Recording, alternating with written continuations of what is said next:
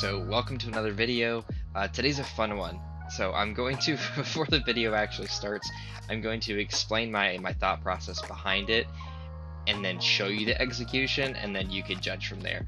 So the whole point of this video was to make this really cool custom key fob out of an old Nintendo Game Boy keychain. I had gotten the idea from my friend Riley, who's in this video, who happened to do it on an old Subaru, and super jealous instantly, and I asked him if he could teach me how to do it, and I could make a video on it, and he agreed, and he came with me on this stupid adventure. So that's the next part of this.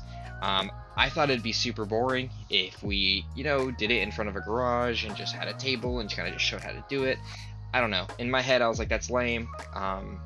That's not really what I like to do. So what I did instead, I was, thinking, hey, this would be a good idea if we kind of went in the middle of nowhere and just used the power off the truck to do everything we need to do and get it done and show it. And so yeah, that's what we did. Little did we know that it would be snowing and pretty damn cold and raining the entire time we did it. The day before, I actually drove right by here to just see what the weather condition was like. It was super clear. There was no snow. I mean, obviously it's Washington, so I expected a drizzle, but there was no snow. So that was the biggest thing. I didn't really want to deal with snow or do any of this in the snow. Well, we show up and it was snowing pretty hard. I didn't film that part. I have a small little section you might see, but it was snowing pretty hard while we were trying to film it. So we end up just kind of giving up at the end of it, and I ended up going home and just doing everything inside. I didn't film it, so I'm sorry. What I'm going to do instead is, after the fact, break it down for you guys and walk you through exactly how I did it, because I did figure out a few tips and tricks after the fact, after, being inside and having a little heat to actually think. So yeah, let's dive in, guys.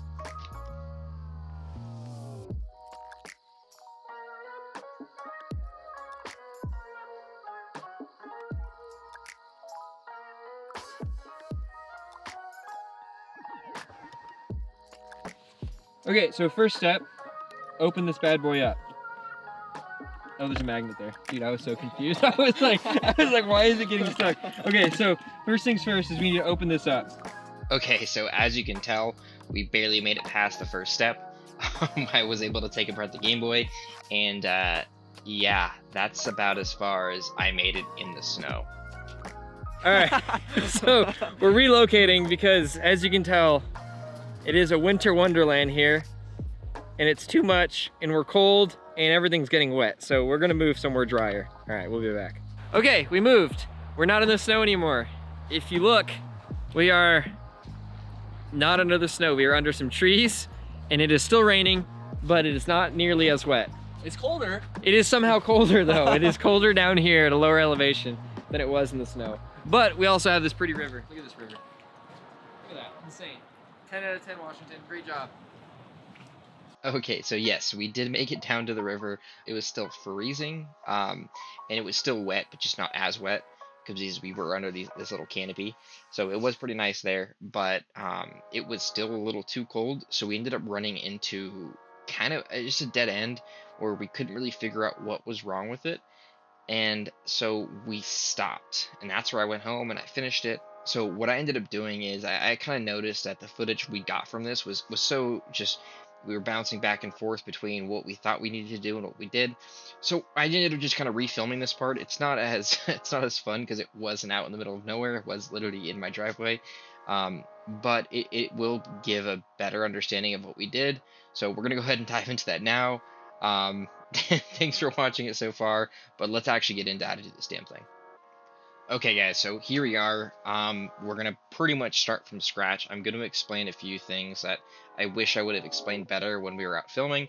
So the first thing we need to do, you're not really gonna see it well on screen. I kind of mentioned it earlier, but we want to take our other key fob apart. So once you take the key fob apart, you are gonna end up with this kind of little centerpiece that you do have to almost break open. That was probably the hardest part of this whole project, was getting that open, and I didn't even film it. I did it before we even went out because I didn't want to do it in the rain. I thought I needed a heat gun. It was a huge pain in the ass. I ended up just using a razor and eventually just jimming it open. Took forever. That was probably the most difficult thing. So I'm not showing that, but just kind of be wary of that. That was definitely the hardest thing. So the next thing that you see right now is simply just opening up that little Game Boy. So we're going to open this up, and obviously yours will look different once you open it up, Mine is already done. I kind of worked backwards so I can show the progress I made. So the first thing you're going to want to do is you're going to want to cut that PCB board in half. The problem we ran into is we did this, however, we didn't notice that some of the switches for the buttons actually routed their contact points up to the top portion of the board, unlike Riley's. So mine was a little bit different. So that ended up making me move what buttons I wanted to use. So like the big, A button, I couldn't end up using it because it was actually routed a little bit at the top of the board. So no worries, but that's going to be the first thing. You're going to want to find out if you can use the bottom of your board only. And if you can, go ahead and cut it in half because it's a lot easier to fit your key fob, especially if you're from GX4 and this is the size of your key fob. Okay, so we're going to go ahead and stop it on this frame here so I can kind of explain these contact points. So let's go ahead and pre-freeze it right here. Okay, so this is really important, and this is probably the most difficult part of the whole project as far as actually assembling everything. So what you need to do is you need to figure out what points are your positive and what points are your negative, your ground or your zeros, whatever you want to call them. So what we discovered is on our GX key on an 05 GX470, the top right hand corner of the buttons were the positive lines. So what we had to do was basically solder a little wire from the top right hand corner over to the contact point on the actual Game Boy switch.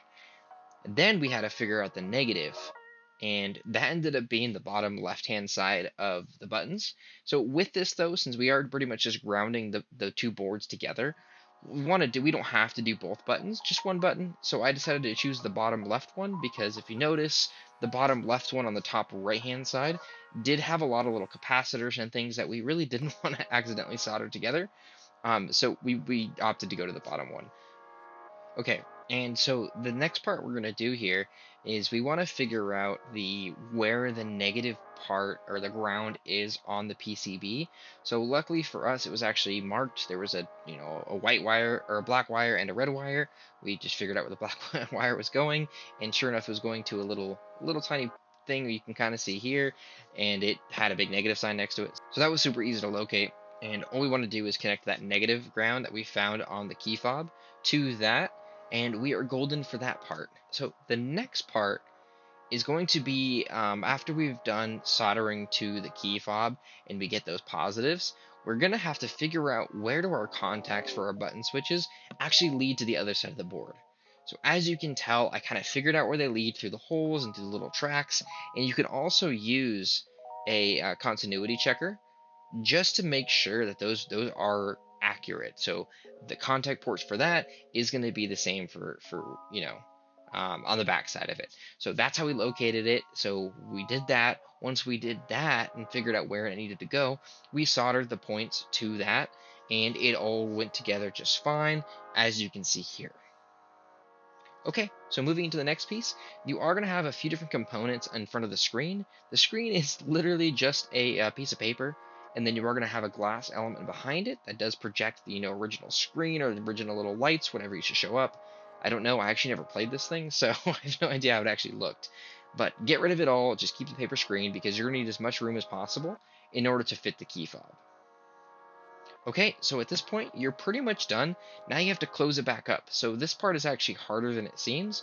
What you're going to have to do is you are going to have to trim the inside of portion of the Game Boy. So there is, a speaker, there's a battery system. You can get rid of all that because we're not using any of that. You should use a Dremel. That is definitely the best option here. However, I didn't have my Dremel. I unfortunately just didn't pack it when I moved. So what I ended up using was a soldering iron. And I just melted away, and it worked perfect. So as you can see towards the end of this, I was able to close that, and it looks just fine. And you are done. So now what I'm going to do is move into a few points that really I wish I would have known moving in and starting the whole project. So I'm going to go ahead and go through those.